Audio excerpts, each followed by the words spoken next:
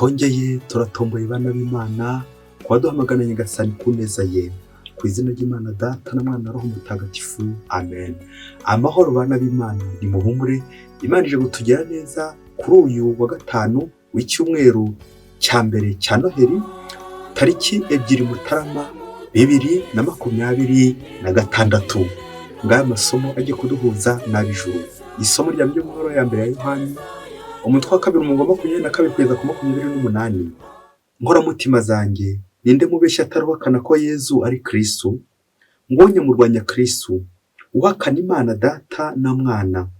Umuntu wese uhakana Mwana ntaba ari kumwe n'Imana Data, nawe uhamya Mwana aba ari kumwe n'Imana Data.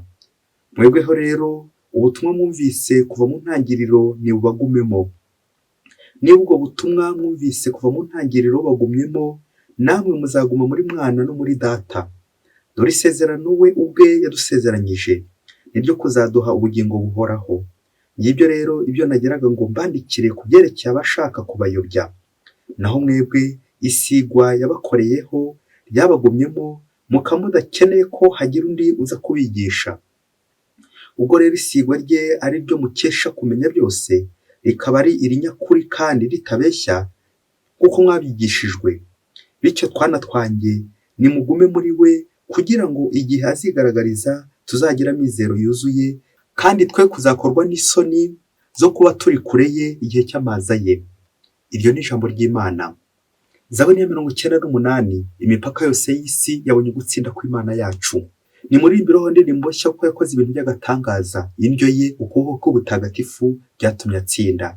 Uhoraho agaragaje gutsinda kwe, atangaza ubutabera bwe mu maso y'amahanga. Yibutse ubuntu bwe n'ubudahemuka bwe agira inzu ya Isiraheli. Imipaka yose y'isi yabonye gutsinda kw'Imana yacu. Nimusingize Uhoraho ku isi hose, nimuvuze impundu kandi muririmbe. Imipaka yose y'isi yabonye gutsinda kw'Imana yacu.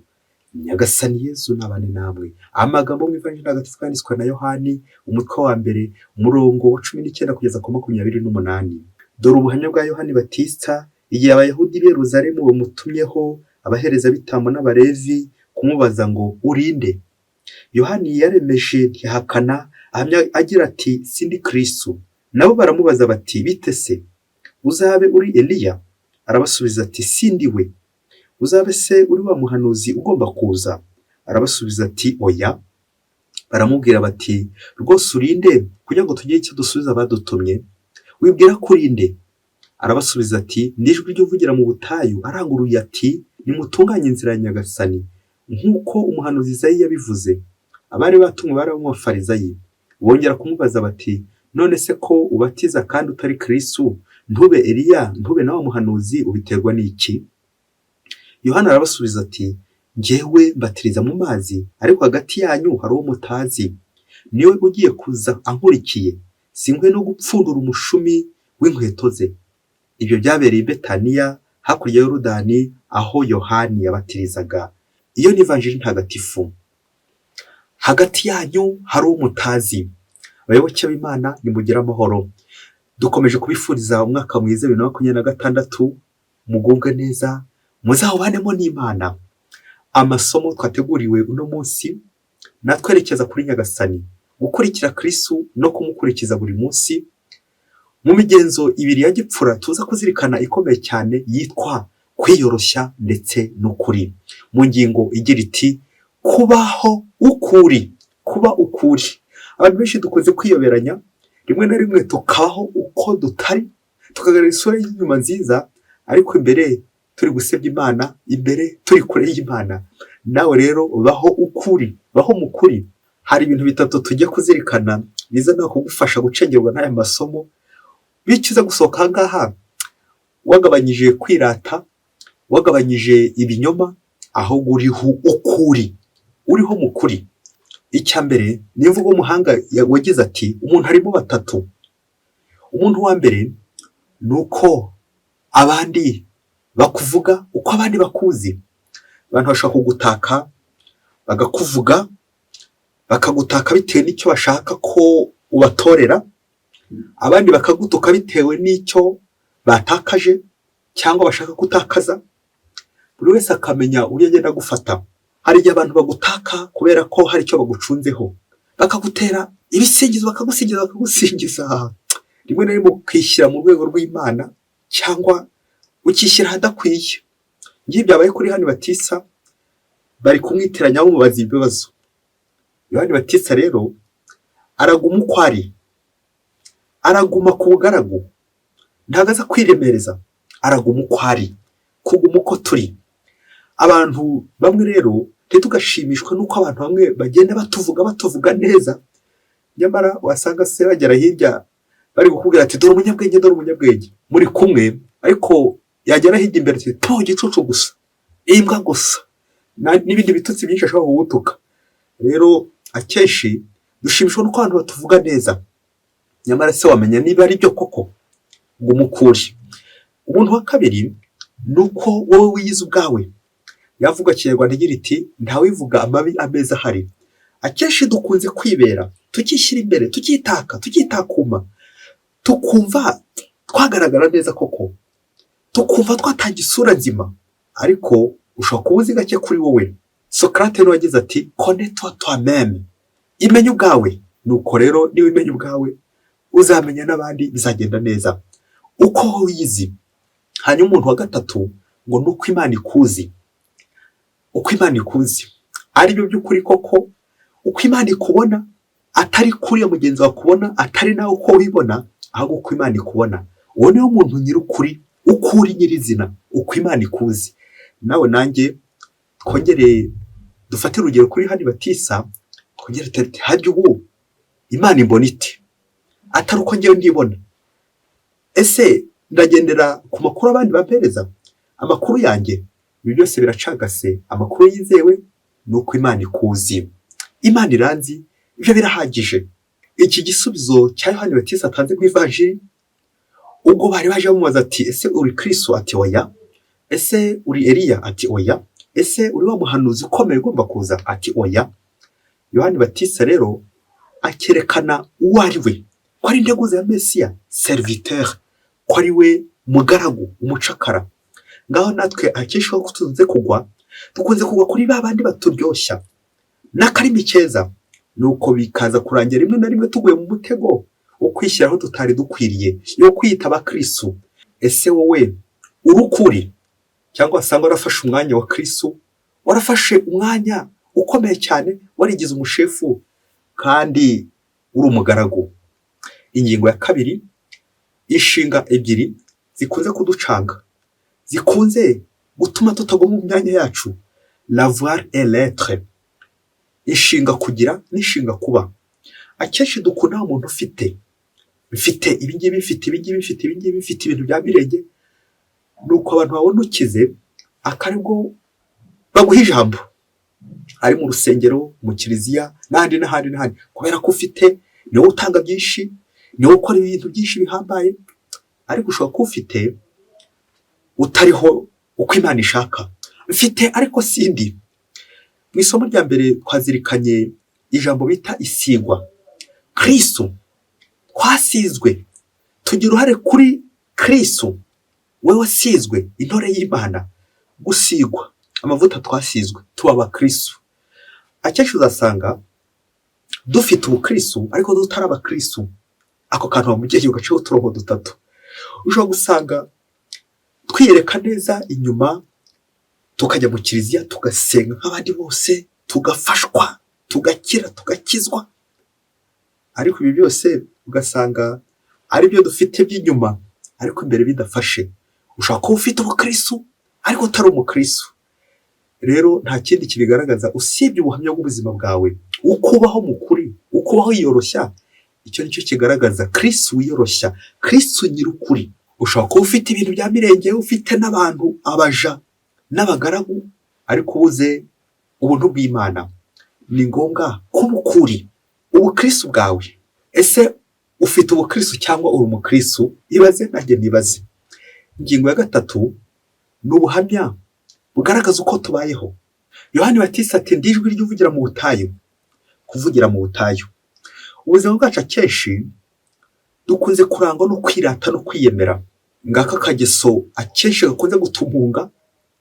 Nyamara Yohani Batista uyu munsi akadusaba ngo twiyoroshye, tubeho mu kuri, tubeho uko tubayeho. Mubyeyi, inkuru ngiye kuvuga iyuvana ubushishozi, bityo nawe biraza kugufasha kumenya niba uri umukristo cyangwa niba ufite ubukristo. Umunsi umwe hirya kure cyane muri Afurika, ngo umusore ngo yari afite ikibazo kiremereye, yari afite amafaranga, afite n'akantu, ari umuntu mwiza.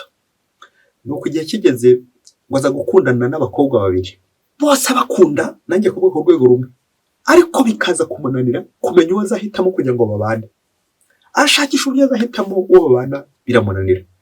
Nuko bigeze aho abuze uko yabigenza neza, urwo rukundo ruramugora kurwakira, yibaza uwo yahitamo uko bizagenda muri abo babiri. Nuko ajya kwa nyirasenge kumugisha inama, ati tante mbigenze nde ko mfite abakobwa babiri, nabuze uwo tuzabana muri bo kandi bombi ndabakunda, mbigenze nde? Nuko nyirasenge aramubwira ati mwana wanjye rero, kugira ngo uzashobore kumenya uwo muzabana, nuko nyine hazaboneka ugukunda cyane. Rero kugira ngo umenye ugukunda kurusha undi, kuko urabakunda ariko ntuzi ugukunda cyane kurusha undi, muzakora n'urugendo rurerure n'amaguru. Aho muri urwo rugendo ruzarangira umenye ugukunda. Nuko wa musore yakira cya gisubizo nyirasenge amuhaye. Ba bakobwa arabararika ati tuzakorana urugendo tujyane. Bishoboke ko buri wese yikozeho bitewe n'uko ashaka kugaragara neza imbere y'umusore, bityo arebe ko ari we nyine bazabana. Nuko baragenda bashyira nzira uko ari batatu ku rugendo, bagenda baganira. Ngo bageze mu nzira, umukobwa wa mbere waza kugira ikibazo kiremereye, wari yambaye inkweto ya talo ndende cyane ku rugendo. Ageze mu nzira ya nkweto iracika, imaze gucika ayifata mu ntoki arayitwara, nta kundi nyine byari kugenda. Nuko barakomeza urugendo. Bageze mu nzira, kubera ko yararemerewe, ngo agize atya, yibwiraga ko umusore akunda inyuma hanini, ngo yari yambaye ibiringiti. Wagiye kubonabona kubera urugendo rwari rutangiye kuba rurerure, ashakisha imiyaga n'ahantu haza guhumekera, bya biringiti biba biraguye. Barakomeza baragenda, urumva yarasigaranye kubitwara mu ntoki, ari na za nkweto byose abitwaye mu ntoki, kuko ntabwo aza kubita mu nzira nyine n'ubundi. Bakomeza urugendo bagenda baganira. Ngo bageze mu nzira, imvura iragwa, ya imvura ikomeye cyane y'amahindu. Nuko uko bagendaga, wa mukobwa uko atwaye bya biringiti mu ntoki na za nkweto, agiye kubona kubera imvura yabanyagiye, ibintu byose yari yihomyeho, za makeup byose birahomoka, abadefigire, irangira nta sura nzima gifite. Ngo bagiye kugera ahantu bagombaga kwambukira kugira ngo bagere mu mujyi, aho bagombaga kwicara bakaganira nk'abasohokanye, bagomba kwambuka n'ubwato. Nuko wa mukobwa uko yikoreye ibiringiti, uko yikoreye za nkweto n'izindi produit yagomba kubanza kwisiga, ngo asaba uruhushya kuri bagenzi bakoranaga urugendo, ati reka manze njye mu cyumba hariya nitunganye mbere yuko twambuka tugende. Agumye aritunganya, yongera kwisiga, yisiga byari byahomotse byose, za makeup zose abishyiraho. Nuko bishoke ko yarangije kwisiga, agiye kubona ubwato bagomba kubatwara bwagiye bwamusize. Wa musore na wa mukobwa babarambutse barigendeye, wa wundi asigara ku nkombe hahandi yagombaga gusigara yitunganyiriza. Yewe bishoke ko na n'ubu akiri kwitunganya, yagiye kubona abandi bari kurenga n'ubwato. Bageze ku nkombe yo hakurya, basohokanye, na n'ubu barakomeza. Ngo kuko byarangiye wa musore abonye uwo bazabana, nyuma y'uko nyine wa wundi akomeje kwiyitaho, na n'ubu bishoboke ko akiri kwiyitaho. Bayoboke b'Imana, Yezu Kristo akuzwe. Ese nawe mu buzima ntibirakwishyikira igihe neza amahitamo agakunanira? Dusaba inema yo kubaho uko turi, kuko akenshi tuba dufite inkweto nziza cyane, dufite imyenda myiza cyane, dufite isura nziza z'inyuma, ariko imbere tubuze umutima. Turafite ariko ntago turi. Dusaba inema yo kuba abo turi bo. Tujya gusoreza ku bintu bitatu biza kongera kugufasha nawe kureba niba uruburiwe cyangwa niba ufise ibintu by'inyuma gusa. Icya mbere ni imvugo y'igifaransa igira iti de titre nuti. Akenshi amazina batwitirira nyine amatitire, nawe urumva ko ari ukwitirira nyine. Hari igihe kigera akazatwica ngo umuntu atakwise nyakubahwa ngo ntiwamuhaga serivisi, umuntu atakwise dogiteri ngo warize amashuri akomeye cyane ngo ntacyo mwavugana. Dogiteri nyakubahwa, hari kera cyane hirya kure cyane ngo hari abapadiri bari barize amashuri akomeye cyane, ngo utabanza kuvuga dogiteri ngo akarakara cyane, akarakara kabisha, kandi ari umupadiri mwa, kandi byabaga ngo dogiteri mpaka abanza akakantu ka dogiteri. Na Yezu yari dogiteri, ariko byaje kurangira abaye serviteur. Ni serviteur nawe hani batise yari dogiteri, nawe nari umwigisha, ariko ugise avuga ko ndi umugaragu, ndi integuza. Iyo ugize dogiteri shefu uba uri kugabanya Yezu ko yakwinjira iwawe. Nibwo byarangira ya misuko bya birungo byose kwishyiraho, nuko bikaza kurangira utayanye n'umukwe, ukaba urivanguye. Kubera iki? Kuremera. Kongere turebe amatitire aturemereza, utwo tuzina, amazina y'icyubahiro, nyakubahwa, dogiteri, bigatuma Kristo atagaragara, bigatuma tujya imbere, bikaza kurangira dusigaye twiyitaho kubera utwo dutitire nyine ko two kwiyitaho no kwiyitirira byose. Ubuzima bukaza kurangira gutyo, tubabaye, dusigaye, kandi twarasizwe. Icya kabiri, uko mu rusyo ajya koma n'ingasire, uwo mu Kristo hari ibintu muri kiliziya bajya badushinja ko dukingiriza Kristo, abakristo bagakingiriza Kristo kubera bya bintu bisiga za makeup n'ibindi byinshi cyane, Kristo ntagaragare, tugahisha isura ya Kristo tukiyerekana. Ni muri twa dutitire n'ubundi, Monseigneur, Yezu niwe mwigisha w'ukuri, muvyeyi, amatitire, Yezu niwe muvyeyi w'ukuri, padiri mukuru, iryo zina ryaje nuko rikaguha icyubahiro kiremereye cyane, kandi ukaza kwibagirwa ko ahubwo uriho umugaragu n'umucakara w'abandi. Ariko kubera ko icyo kintu cyakuzamuye mu ntera, ese uri wa muhanuzi ukomeye ugomba kuza. Yohani Batista sindiwe rwose, sindiwe. Ngubu ko nawe wongera urebe ni utwo dutitire tutajya tukuremereza, ntubashe kugera ku nkombe yindi, ku butungane, ku bwiyoroshye, ku kuri. Ya matitire, amazina akomeye cyane yitirirwa Imana, yaba ko twayakoreshaga uwo murimo kuko bikwiye. Amazina ya Nyagasani yibuze akaba ariyo tugakora ibyo Nyagasani akora. Amazina y'umurimo dukora ni byiza ko tuyitirirwa, ariko tugakora nyirizina icyo Kristo akora. Niba ari umwigisha tukigisha koko, Monseigneur. Niba ari umuherezabitambo mukuru, natwe koko tukabaheza bitambo batanga ituro rishyitse ko ari Nyagasani. Guhereza Nyagasani bikwiye, tukabahereza benyine. Icya gatatu ni humilité, kwicisha bugufi, kwiyoroshya, ni ukuguma uko turi. Rimwe na rimwe ukaba waseba, ntiwihome ibirungo kugira ngo uwemeze abantu, kandi ari byo ufite gusa, ariko ntacyo uri cyo. Akenshi uzasanga abantu benshi ufite dogutora, ufite amashuri y'ikirenga, ufite ibintu bya mirenge, hari igihe abandi babura aho bagukwiza, ukabura aho wakwirwa, abandi bakabura urw'inyagamburo kubera ko hose wahafashe. Bikazarangira n'umwanya w'Imana ushatse kuwufata wose, nibwo bizarangira utagishyikirana n'Imana, utakijyana n'Imana, kubera kwiremereza kwawe, kwikuza kwawe, kwishyiraho, kwisiga, aho kugira ngo ureke Nyagasani agusige hasigaye uzinogereze. Nuko nawe ushaka kwambuka usanga Imana, biragusaba umugenzo wo kwiyoroshya. Niba tuzirikana mu gihe cya Noheli ko Imana yaje munsi, Yezu Kristo yigize umuntu, ijambo Imana yigize umuntu, akanyura muri uwo mugenzo wo kwiyoroshya kugira ngo asange abantu. Ngewe nabuzwa n'iki kunyura kuri uwo mugenzo wo kwiyoroshya nsanga Imana. Mwese Imana ibaho umugisha. Imana Data na Mwana na Roho Mutagatifu. Amen. Kari musi mukuru na Disilasi wa Diyosezi ya Cyangugu.